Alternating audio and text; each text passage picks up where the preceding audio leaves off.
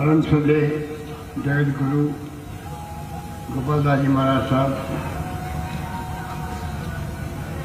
परम श्रद्धेय जगत गुरु श्री श्याम चरण देवाचार्य महाराज साहब, परम श्रद्धेय जगत गुरु श्री समाराम जी महाराज साहब,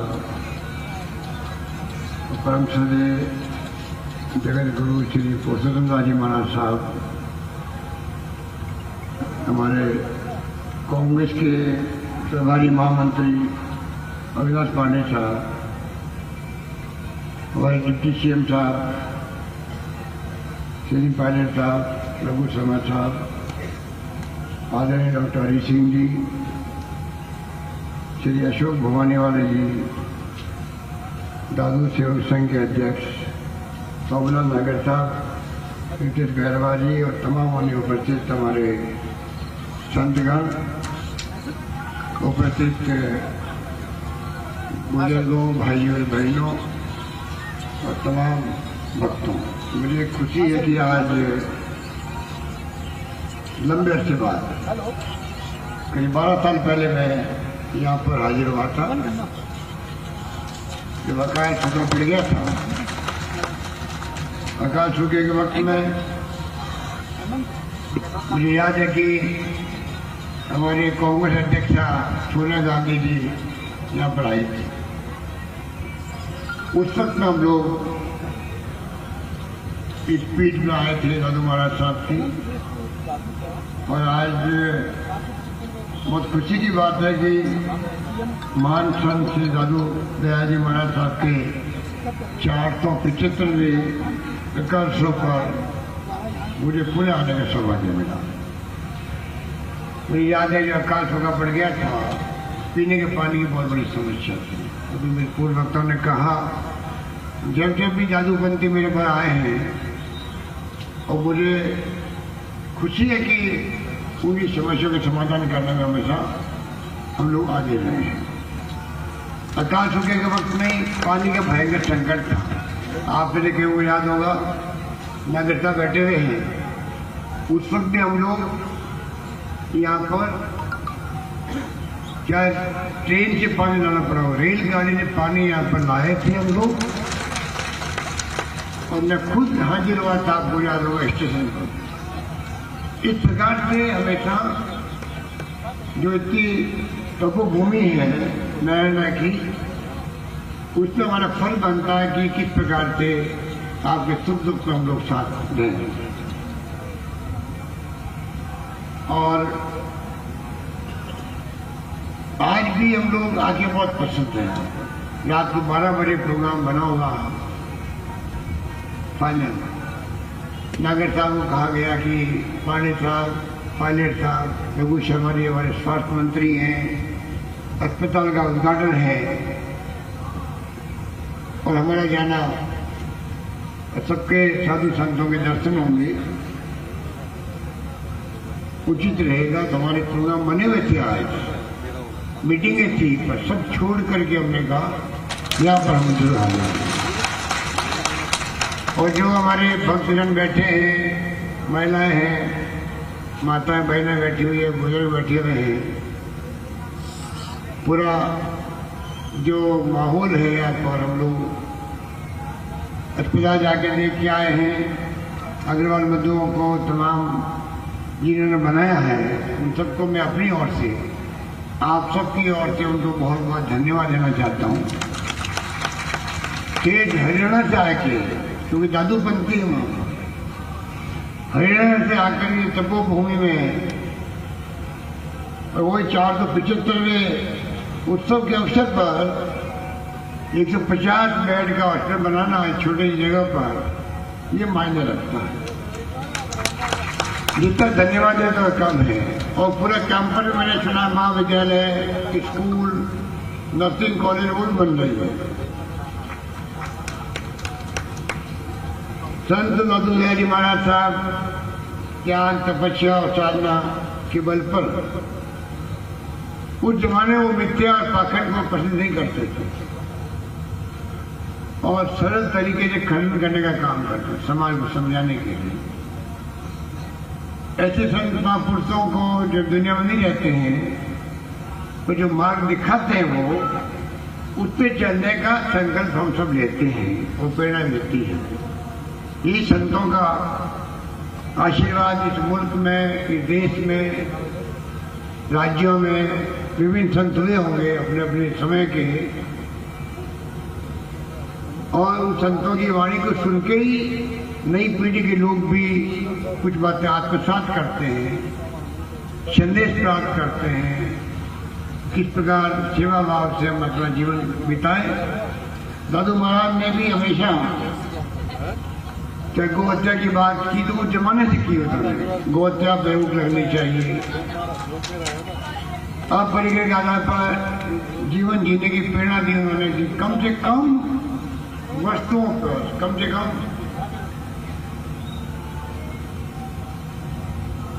कोई ज्यादा आडंबर नहीं हो, सादगी के साथ जीवन जिए, अब परिकर रखें। ये भावना उस वक्त उनकी थी।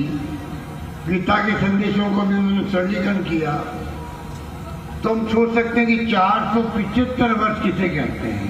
475 वर्ष पहले जो उनकी भावना थी, जो उनका दर्द था, दुख था, जिसके कारण वो समाज को समझाते थे, संदेश देते थे, और 475 वर्ष की परंपरा को निभाते हुए आज वर्तमान में इस रूप में महाराज श्री गोपाल दास जी महाराज साहब उन्हीं भावनाओं को आगे बढ़ा रहे हैं। अन्य जगत गुरु संतगण बैठे हुए हैं, ये भी कोई समय समय पर प्रवचन के माध्यम से संदेश देते रहते हैं। तो आज भी हमें ये सोचना पड़ेगा कि पूरे देश के अंदर हमारा मुल्क एक है, अखंड है। यहाँ अलग अलग जाति के लोग रहते हैं, धर्म के लोग रहते हैं। ये दादू महाराज ने उस जमाने में कहा था सभी धर्मों को साथ लेके चलो। तो आज भी आवश्यकता है कि हम जाति हो, धर्म हो, वर्ग हो, कोई ऊंचा नीचा कोई नहीं है, तो दलित हो या पिछड़े हो, कोई जाति धर्म का व्यक्ति हो, उन सबको हम लोग कैसे सम्मान दें, कैसे हम लोग प्रेम, भाईचारे, प्यार से, सद्भाव से रहें आपस के अंदर। घृणा का माहौल उचित नहीं होता है। और आप देखते हैं कि जहाँ शांति है, सद्भाव है, अहिंसा है, वही विकास होता है। गांव में भी झगड़े होते हैं आपस के अंदर, वो गांव विकास नहीं कर सकते। ये सिद्धांत है। इसी रूप में जहाँ प्यार होगा, भाईचारा होगा, सद्भाव होगा गांव में, वहाँ विकास ज्यादा होगा। और ठीक हरियाणा जाकर के यहाँ अस्पताल बना रहे हैं, तो आप सोच सकते हो कि कितनी बड़ी भावना उनकी होगी आपके प्रति, नारायण के लोगों के प्रति। हमारी जिम्मेदारी कई गुना बढ़ जाती है कि कैसे उन महाराज साहब जो आज हमारे भी दादू दयाल महाराज नहीं रहे, उनके संदेश को हम लोग देखें और आत्मसात करके संकल्प लें। आज देश में माहौल थोड़ा अजीब सा बना हुआ। चुनाव आ रहे, इसलिए मैं चुनाव की बात तो नहीं करूंगा, तो ये धार्मिक समागम है। तो इतना मैं कहना चाहूंगा, कोई पार्टी हो, कोई धर्म हो, कोई राजनीतिक विचारधारा हो, पर होना चाहिए जो सबको ये प्रेरणा दे, आप कैसे प्यार से रहो, मोहब्बत से रहो, भाईचारे से रहो, सद्भाव से रहो, मिलजुल कर रहो। तब हमारा जो देश जो है, जो महान परंपराओं का, संस्कृति का, संस्कार का मुल्क है, सदियों से वेदों का संदेश प्राप्त करके आगे बढ़ता गया मुल्क, वो और आगे बढ़े, मजबूत बने। हमारे यहाँ से जो छत्तीसगढ़ कौम है, गुर्बत में रहे, गरीबी में रहे, और हम लोग सब मिलकर के देश को और प्रदेश को, प्रदेशवासियों की सेवा कर सके, ये भाव हम सब होने चाहिए। इसलिए मैं यही बात कहता हुआ, हमें जो बुलाया गया है, याद किया हमें, तो महाराज श्री की इच्छा थी कि मैं खुद यहाँ पर हाजिर हूँ इस पावन काम पर। मुझे खुशी है कि गोपाल दास जी महाराज जी ने हमें याद किया, और मैं तो इसको चमत्कारी कहूँगा। कल रात को दिल्ली से अहमदाबाद से आ रहे थे। अहमदाबाद में कल हमारी कांग्रेस वर्किंग कमेटी मीटिंग थी।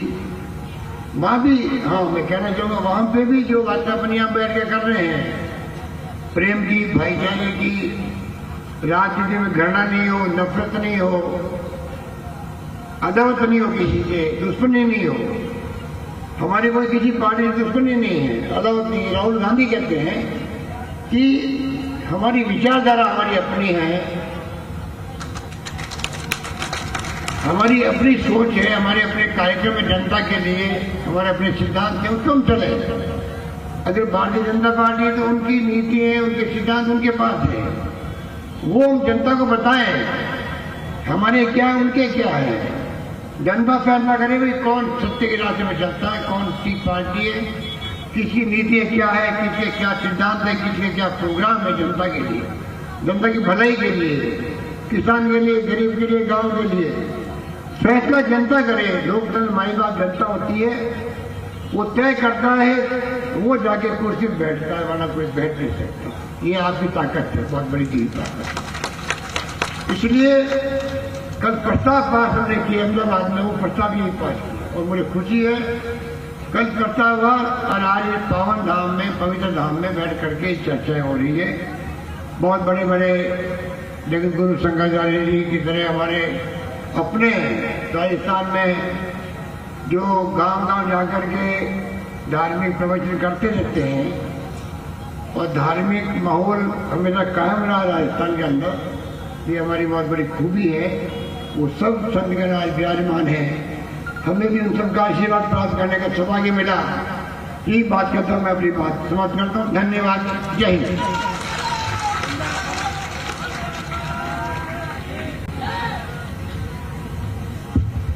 अब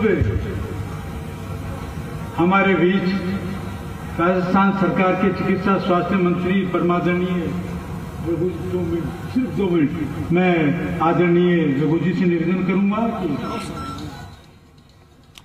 मंच की ये तस्वीर जहां मुख्यमंत्री अशोक गहलोत का भी संबोधन अभी आपने सुना, आभार जताया और देश में किस तरीके का माहौल बना है इसको लेकर के इन्होंने बातें सामने रखी, इसका भी जिक्र किया। और सचिन पायलट ने भी जिन बातों का जिक्र किया था कमोबेश भाषण में, ये सारी चीजों का जिक्र मुख्यमंत्री ने भी किया है।